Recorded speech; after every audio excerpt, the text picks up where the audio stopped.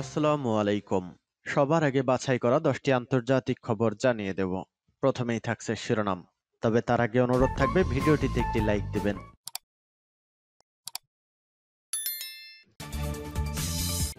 আলহামদুলিল্লাহ, রাতেই দারুণ সংবাদ আমাদের হাতে এসেছে। এইবার দখলদার ইহুদিবাদী ইসরায়েলকে ধূলিসাৎ করে দেওয়ার জন্য বৃষ্টির মতো ঝাঁকে ঝাঁকে ক্ষেপণাস্ত্র হামলা চালালো হুথি বিদ্রোহীরা। রাতেই ধ্বংস হতে যাচ্ছে পুরো ইসরায়েল। এরপর জানাবো, এইবার চীনের সঙ্গে বাণিজ্য যুদ্ধে পিছু হটল মার্কিন যুক্তরাষ্ট্রের ডোনাল্ড ট্রাম্প। পরাজয় শুরু হয়েছে পশ্চিমাদের। এদিকে কাশ্মীরে হামলা নিয়ে এবার মুখ খুলল পাকিস্তান, আর রক্ষা নাই হিন্দুত্ববাদী নরেন্দ্র মোদীর সরকারের। আরও জানিয়ে দেব, সৌদি থেকে ফেরার সময় পাকিস্তানের আকাশপথ এড়িয়ে গেল ভারতের হিন্দুত্ববাদী নরেন্দ্র মোদীর সরকার। এবং সর্বশেষ জানিয়ে দেব, পশ্চিমাদের কপাল পড়ছে, আরব দেশগুলোর সঙ্গে শীর্ষ সম্মেলন করবে রাশিয়া।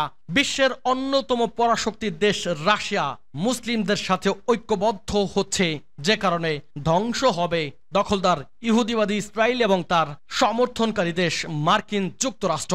ভিউয়ার্স, আজকের সংবাদের সবথেকে গুরুত্বপূর্ণ বিষয় হচ্ছে, ইসরায়েল জুড়ে ঝাঁকে ঝাঁকে বৃষ্টির মতো ক্ষেপণাস্ত্র হামলা চালিয়েছে ইয়েমেনের হুথি বিদ্রোহীরা।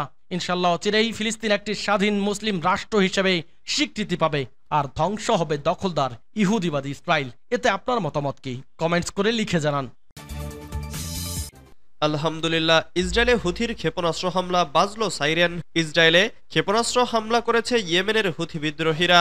ইসরায়েলি সেনাবাহিনীও হামলার বিষয়টি স্বীকার করেছে, জানিয়েছে ইয়েমেন থেকে নিক্ষেপ করা ব্যালিস্টিক ক্ষেপণাস্ত্র ইসরায়েলের উত্তর অংশে আঘাত করে, ফলে ওইসব এলাকায় সাইরেন বেজে ওঠে। ইসরায়েলি সেনাবাহিনী এক বিবৃতিতে জানিয়েছে, বুধবার সকালে হাইফা, কিরিয়াত আতা এবং পশ্চিম গ্যালিলি সহ অধিকৃত ভূমির উত্তর দিকের বেশ কয়েকটি অঞ্চল এবং শহরে বিমান হামলার সাইরেন সক্রিয় হয়। ইসরায়েলি বাহিনী আরও দাবি করেছে, তাদের বিমান বিধ্বংসী ক্ষেপণাস্ত্র ব্যবস্থা সম্ভবত ক্ষেপণাস্ত্রটিকে বাধা দিয়েছে। ইসরায়েলের ম্যাগেন ডেভিড অ্যাডম জরুরি প্রতিক্রিয়া পরিষেবা আক্রমণে সরাসরি কোনো আঘাত বা ধ্বংসাবশেষের খবর দেয়নি, তবে প্যারামেডিকরা আশ্রয়ের জন্য ছুটে যাওয়ার সময় আহত বেশ কয়েকজনকে চিকিৎসা দিচ্ছে। মার্কিন বাহিনী ইয়েমেনের একাধিক অঞ্চলে নতুন করে বিমান হামলা চালিয়েছে। এর কয়েক ঘন্টা পরই ইয়েমেন থেকে ইসরায়েল লক্ষ্য করে ক্ষেপণাস্ত্রটি ছোড়া হয়।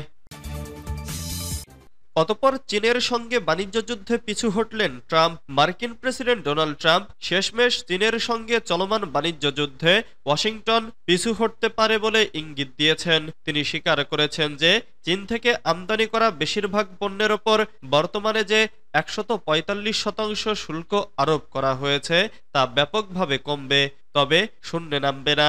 বুধবার ব্রিটিশ সংবাদ মাধ্যম দ্য গার্ডিয়ান সহ বেশ কয়েকটি সংবাদ মাধ্যমের প্রতিবেদনে এ তথ্য জানানো হয়েছে। স্থানীয় সময় মঙ্গলবার ওভাল অফিসে বসে দেওয়া এক বক্তব্যে ট্রাম্প সরনরম করে বলেছেন, তিনি বেইজিংয়ের সঙ্গে আসন্ন আলোচনায় অনেক সদয় হবেন। একই সঙ্গে তিনি জোর দিয়ে এটাও বলেন যে শেষ পর্যন্ত চীনকে বাধ্য হয়েই কোনো না কোনো চুক্তিতে আসতে হবে, অন্যথায় তারা আর যুক্তরাষ্ট্রের বাজারে ব্যবসা করতে পারবে না। মার্কিন প্রেসিডেন্টের ভাষায়, শেষ পর্যন্ত তাদের একটা চুক্তি করতেই হবে, না করলে তারা যুক্তরাষ্ট্রে ব্যবসা করতে পারবে না। আমরা চাই তারা যুক্ত থাকুক, কিন্তু তাদের এবং অন্য দেশগুলোকেও একটা চুক্তি করতে হবে। তারা যদি তা না করে তাহলে আমরাই চুক্তির শর্ত ঠিক করব। তিনি এ সময় জোর দিয়ে বলেন, আমরাই চুক্তির শর্ত নির্ধারণ করব এবং সেটা সবার জন্য ন্যায্য হবে। পুরো প্রক্রিয়াটা খুব দ্রুতই এগোবে। এ সময় চীনা পণ্যের ওপর আরোপিত শুল্ক কমানো হবে কিনা জানতে চাইলে ট্রাম্প বলেন, হ্যাঁ, এটা অনেক কমে আসবে, তবে শূন্য হবে না। কাশ্মীরে হামলা নিয়ে এবার মুখ খুলল পাকিস্তান। ভারত নিয়ন্ত্রিত কাশ্মীরে সশস্ত্র গোষ্ঠীর ভয়াবহ হামলার একদিন পর প্রতিক্রিয়া জানিয়েছে পাকিস্তান। তারা বলেছে, এই হামলার সঙ্গে পাকিস্তান জড়িত নয়। দেশটির প্রতিরক্ষা মন্ত্রী খাজা আসিফ স্থানীয় সংবাদ মাধ্যমকে বলেন, এর সঙ্গে পাকিস্তানের কোনো সংযোগ নেই। লাইভ 92 এর বরাত দিয়ে এ খবর দিয়েছে টাইমস অব ইন্ডিয়া। প্রতিরক্ষা মন্ত্রী আরো বলেন, ভারতের কথিত রাজ্যগুলোতে নাগাল্যান্ড থেকে কাশ্মীর, ছত্তিশগড়ে, মণিপুরে এবং দক্ষিণে বিদ্রোহ চলছে। এগুলো বিদেশি কোনো দেশের হস্তক্ষেপ নয়, স্থানীয় বিদ্রোহ।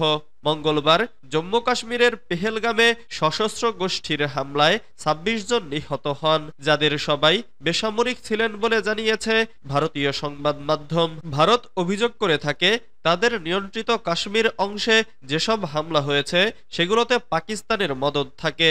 তবে পাক প্রতিরক্ষা মন্ত্রী বলেছেন, গতকাল যে হামলা হয়েছে সেটি সেখানকার সংখ্যালঘু সম্প্রদায়ের ওপর হিন্দুত্ববাদীদের অত্যাচারের ফল। তিনি বলেন, এই বিদ্রোহীরা তাদের অধিকার চাচ্ছে। হিন্দুত্ববাদীরা সংখ্যালঘু খ্রিস্টান, বৌদ্ধ, মুসলিমদের ওপর অত্যাচার চালাচ্ছে আর মানুষ এর প্রতিক্রিয়া দেখাচ্ছে। খাজা আসিফ পাল্টা অভিযোগ করেন, ভারত পাকিস্তানের বেলুচিস্তানে অস্থিরতা সৃষ্টি করছে, যেটির প্রমাণ তাদের কাছে আছে। তিনি বলেন, ভারত বেলুচিস্তানে অস্থিরতায় মদদ দিচ্ছে। আমরা একবার নয় একাধিকবার প্রমাণ দেখিয়েছি, কিন্তু পাকিস্তানের অস্থিতিশীলতার পেছনে বারবার ভারতের হাত ছিল। সৌদি থেকে ফেরার সময় পাকিস্তানের আকাশপথ এড়িয়ে গেলেন মোদি। ভারত শাসিত জম্মু কাশ্মীরের পেহেলগামে পর্যটকদের ওপর হামলার ঘটনায় ২৬ জন নিহত হয়েছেন। এর ফলে সৌদি আরব সফর সংক্ষিপ্ত করে দেশে ফিরেছেন ভারতীয় প্রধানমন্ত্রী নরেন্দ্র মোদি। তবে ফেরার পথে তিনি পাকিস্তানের আকাশসীমা এড়িয়ে যান। যদিও সৌদিতে যাওয়ার সময় তিনি প্রতিবেশী এই দেশটির আকাশপথ ব্যবহার করেছিলেন। সংবাদ মাধ্যমের প্রতিবেদনে বলা হয়েছে, ভারতের জম্মু ও কাশ্মীরে ভয়াবহ হামলার ফলে প্রধানমন্ত্রী নরেন্দ্র মোদি সৌদি আরব সফর সংক্ষিপ্ত করে দেশে ফিরে এসেছেন। তবে দেশে ফেরার সময় মোদির বিশেষ বিমান এয়ার ইন্ডিয়া ওয়ান পাকিস্তানের আকাশসীমা এড়িয়ে যায়। আরব দেশগুলোর সঙ্গে শীর্ষ সম্মেলন করবে রাশিয়া। আরব লীগের সদস্য দেশগুলোর সঙ্গে একটি শীর্ষ সম্মেলন আয়োজনের পরিকল্পনা করেছে রাশিয়া। রুশ প্রেসিডেন্ট ভ্লাদিমির পুতিন মঙ্গলবার এই ঘোষণা দেন। সংবাদ মাধ্যমের প্রতিবেদনে বলা হয়, ইউক্রেনে হামলা শুরুর পর থেকে পশ্চিমা নিষেধাজ্ঞার কবলে পড়ে রাশিয়া। একে একে সব ইউরোপীয় দেশগুলোর সঙ্গে দূরত্ব বাড়তে থাকে দেশটির। এমন পরিস্থিতিতে নতুন মিত্র সন্ধান করছে মস্কো। মূলত এ কারণেই এবার আফ্রিকা, এশিয়া ও আরব দেশগুলোর সঙ্গে রাজনৈতিক ও অর্থনৈতিক বন্ধন দৃঢ় করার পরিকল্পনা করেছেন পুতিন।